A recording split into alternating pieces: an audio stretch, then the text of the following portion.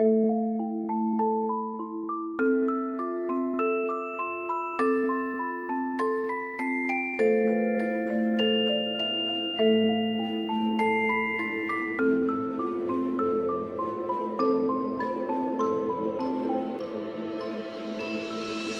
once again to Murdockian Tales. I am your host, J.R.Murdock. For more information on this series, please visit ofgnomesandwarves.com or jrmurdock.wordpress.com. Today's story, Where Are All the Gods?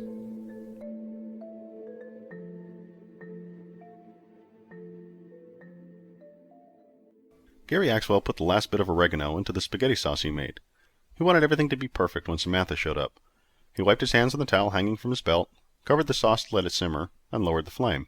It would require another 2 or 3 hours before it was done. That would give him more than enough time to get ready before Samantha arrived.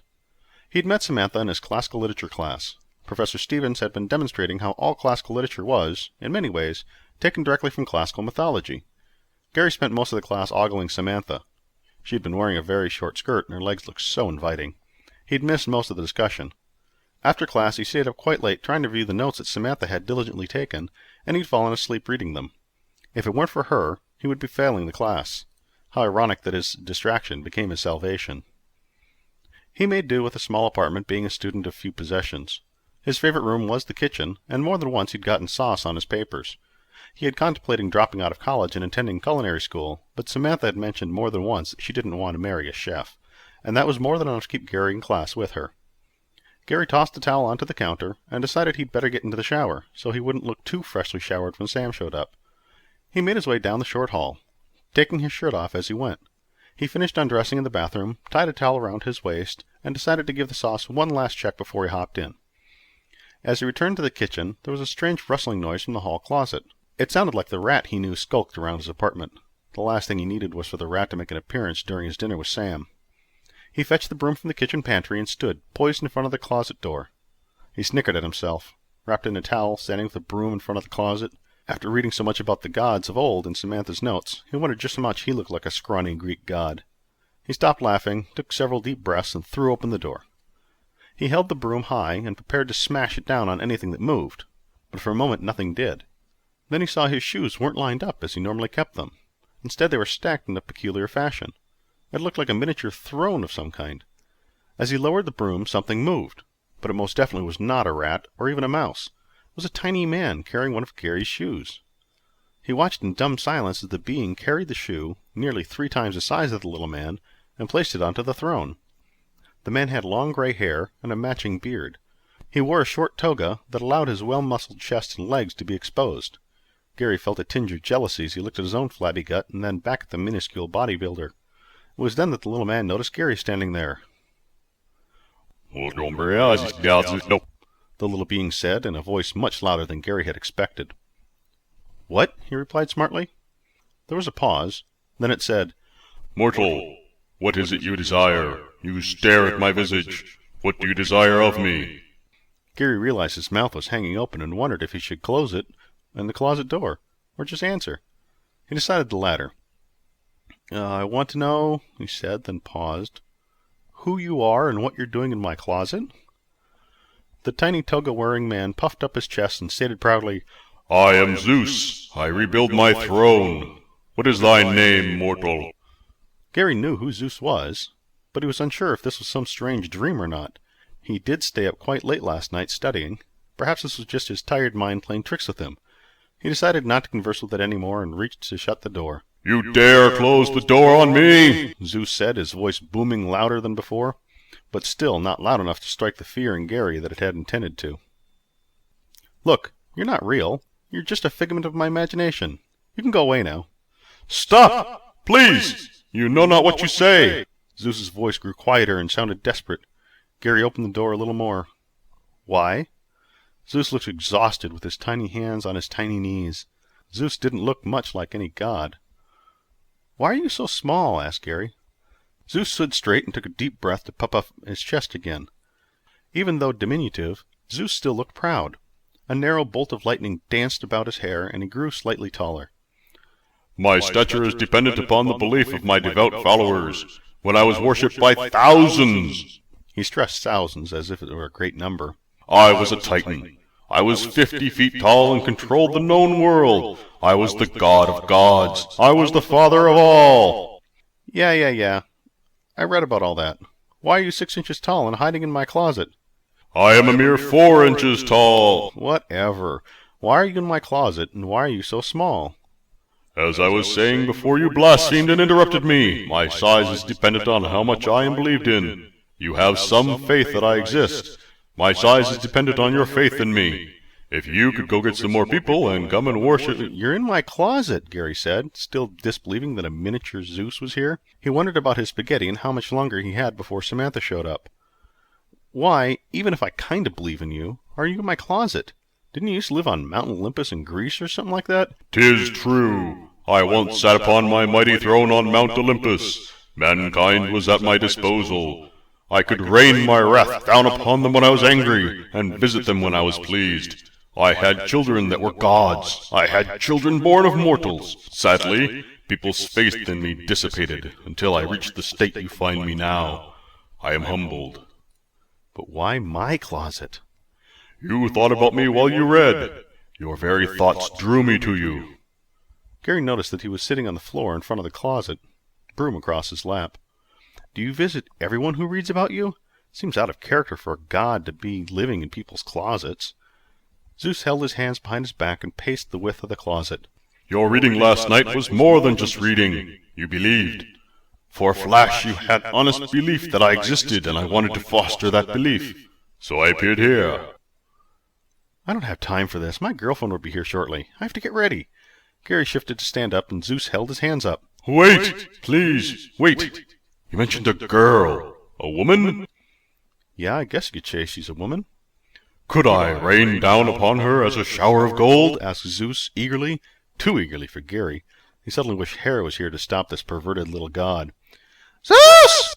A nasally, twangy voice yelled from the back of the closet, reminded Gary of his mother in a sick sort of way. How many times have I told you?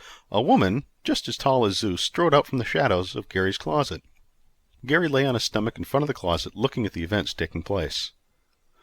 I had thought that when Hercules was born, you were done with mortal women. I take my eyes off you for a second. You're trying to find another woman to impregnate. How many times? Stop! I have done nothing! Zeus's voice would have been booming thunder if he weren't only a few inches tall.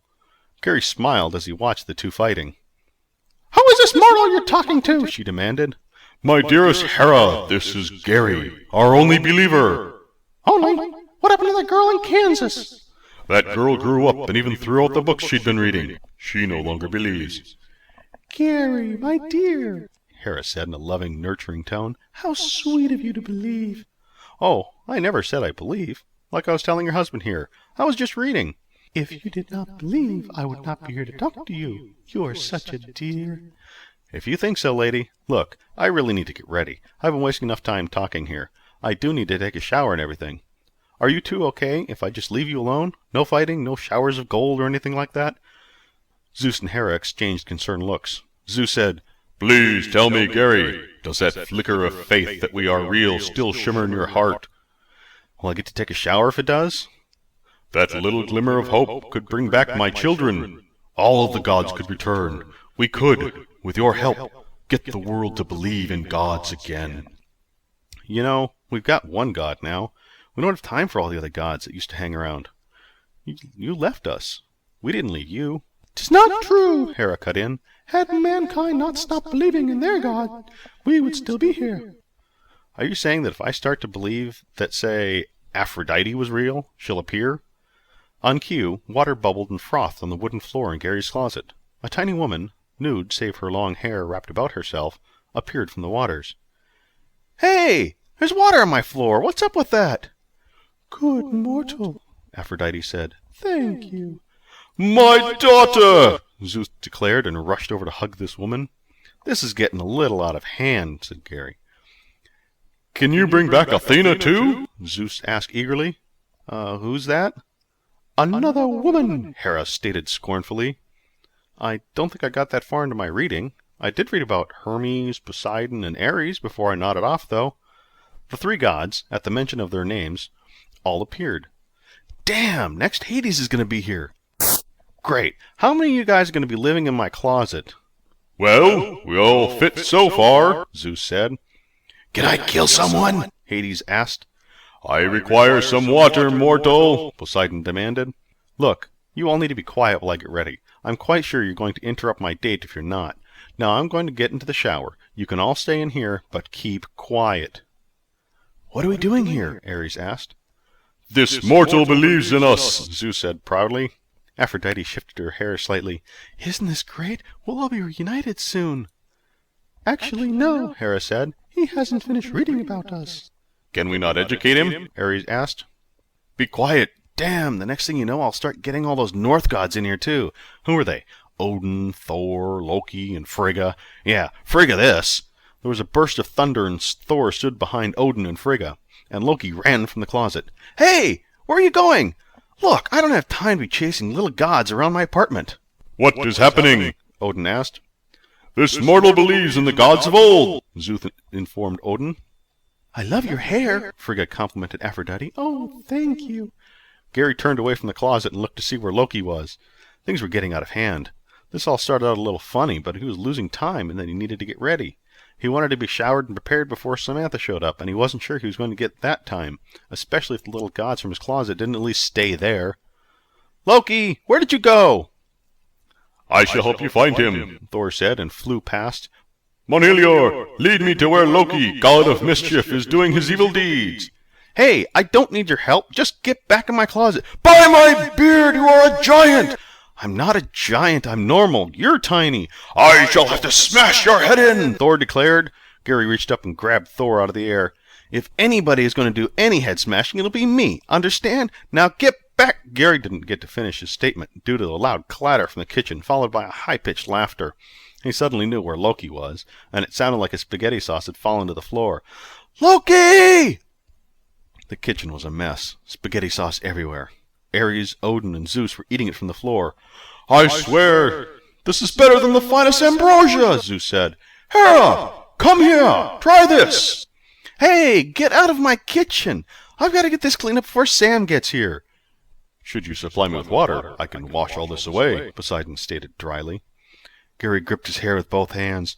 Why did he try and read so late last night? Things were not supposed to be going like this. Samantha wasn't able to come over that often, and he always tried to ensure things went perfectly. These little gods that suddenly appeared were not helping. He looked down. Aphrodite and Hera skated on the floor in the sauce, leaving little streaks where they slid by. The doorbell rang. How much time has passed? Gary thought to himself. Sam can't be here yet. How am I going to get this cleaned up? He asked aloud. Odin and Zeus were confirming, and both flew to stand on each of Gary's shoulders. The mix of Greek god and North god was confusing enough. To have miniature versions of them standing on his shoulder was way too much. Gary faltered and nearly fell. We have a plan. Stall her at the door for just a moment, Zeus said. We can handle everything. Just don't let her come near the kitchen, added Odin. The two gods flew in the kitchen. Gary wiped his face with his hands, and as he walked to the door, Aphrodite appeared on his shoulder where Zeus had been. With a wave of her hand, Gary was clean and fresh with a hint of fruit scent in his hair. His towel transformed into a long, flowing white toga with a brilliant red sash. Gary stopped and looked at himself. His hands reached up to his head, and he felt a crown of leaves there. Aphrodite gave him a peck on the cheek and disappeared. Gary stood before the door. Again the doorbell rang, and he snatched open the door. Samantha stood there looking into her purse. When she looked up and saw Gary's outfit, she dropped her books and laughed. What? Gary said, a little hurt. Why did you dress like that? Gary thought quickly. Well, we were studying about gods. I thought I'd dress the part. Gary, you're so silly, Samantha said, and she slapped him playfully on the chest, then bent and picked up her books. I've got a surprise for you in the kitchen, Gary said, as he took her books from her. Did you cook for me again? Well, I did, but something happened. This'll be different than I planned. Different? What do you mean? Well, I was making spaghetti. Oh, I love spaghetti! Well, the pot got knocked over. Oh, no! How'd that happen? You wouldn't believe me. When they got to the kitchen, there was a feast unlike anything Gary could have imagined. Fruits, cheeses, breads, meats, everything spread out on the counters and tables on plates of gold. Lit candles were interspersed around the trays of food. Gary was just as shocked as Samantha. Oh, Gary, no one has ever done anything like this for me before. This is so romantic. She flung her arms around Gary's neck. Gary turned around and saw the door to the hall closet closing. Zeus was looking around the edge of the door and gave Gary a little wink. Perhaps having gods in his closet wasn't going to be so bad after all.